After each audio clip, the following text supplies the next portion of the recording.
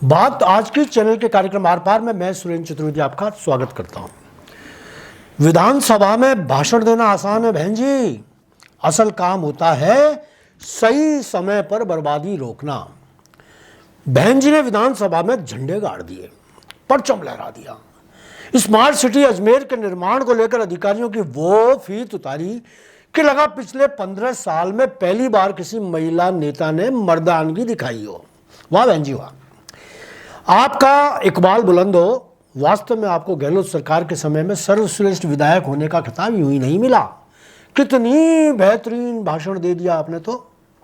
पर बहन जी, अब जिस ऊर्जा के साथ आपने विधानसभा में प्रवचन दिए, काश ये तब दे दिए होते जब अजमेर में बर्बादी की पटकथा लिखी जा रही थी। कितना अच्छा होता यदि आप स्मार्ट सिटी योजना के भ्रष्ट अधिकारियों की कारगुजारियों पर तब हमलावर हो जाती जब अजमेर को लूटा जा रहा था। कितना सुंदर होता यदि आना सागर की जब बराव क्षमता को 18 से 13 फीट किया जा रहा था तब आप अपने विधायक होने का कर्तव्य पूरा करते हुए विद्रोह पर उतर आती।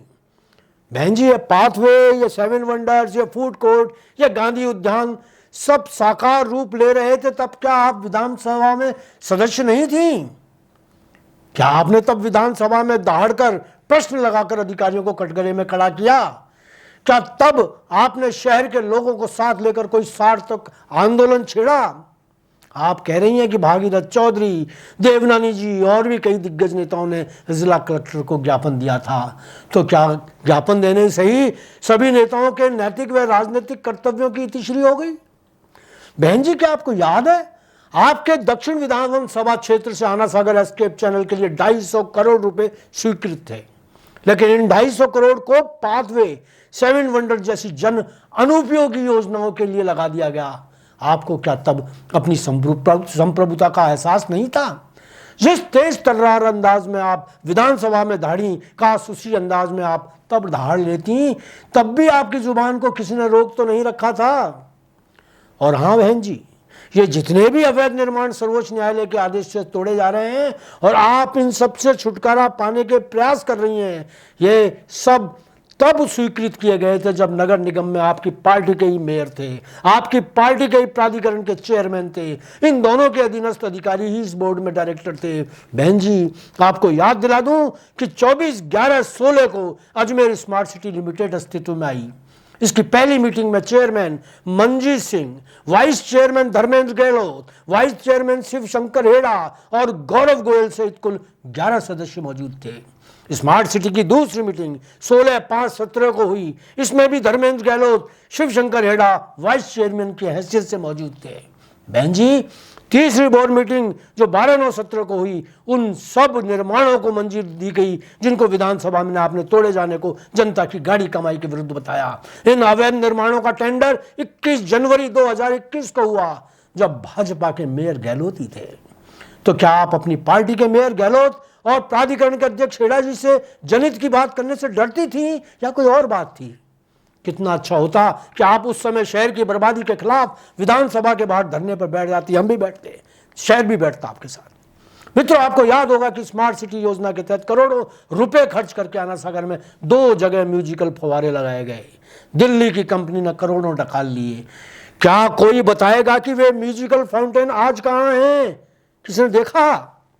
इसी प्रकार तत्कालीन किंग एडवर्ड मेमोरियल और पुष्कर घाटी स्थित महाराणा प्रताप पर लाइट एंड साउंड शो शुरू किए गए थे, उनको कौन सी गाय खा गई?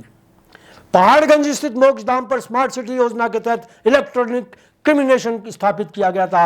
एक भी मुर्दा उसमें फूके जाने की सुविधा प्राप्त नहीं कर पाया। आज वह कबाड़खाना बन चुका है। बिजली बिल लाखों रुपए अलग से चुकाया जा रहा है।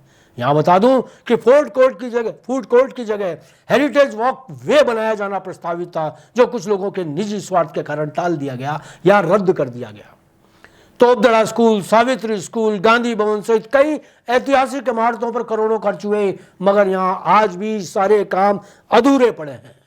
बहन जी, जनता को सीधे सीधे फायदा पहुंचाने वाले जनहित के मुख्य कार्य जो इस मीटिंग में प्रस्तावित थे वो हुए ही नहीं। इनकी जवाबदेही से स्थानीय जनप्रतिनिधि कैसे बच सकते हैं?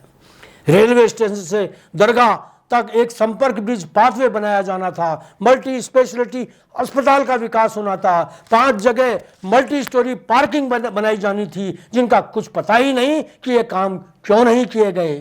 कई ऐसे भी निर्माण है जो हुए ही नहीं और उनका करोड़ों रुपए अधिकारियों ने उठवा लिया। बहन जी, सच में आप बहुत भोली हैं, असली खेल को समझ नहीं पा रही। विधानसभा में आपने जो भाषण दिया उसके लिए अजमेर आपका आभारी है, किंतु अजमेर यह भी जानता है कि जब सभी जनप्रतिनिधियों ने अपनी आंख कान मुंह कान बंद कर रखे थे, उस समय यदि आप अकेली भी सच्चे मन से सक्रिय हो जाती तो अजमेर की आप जननायिका बन जाती। काश काश काश।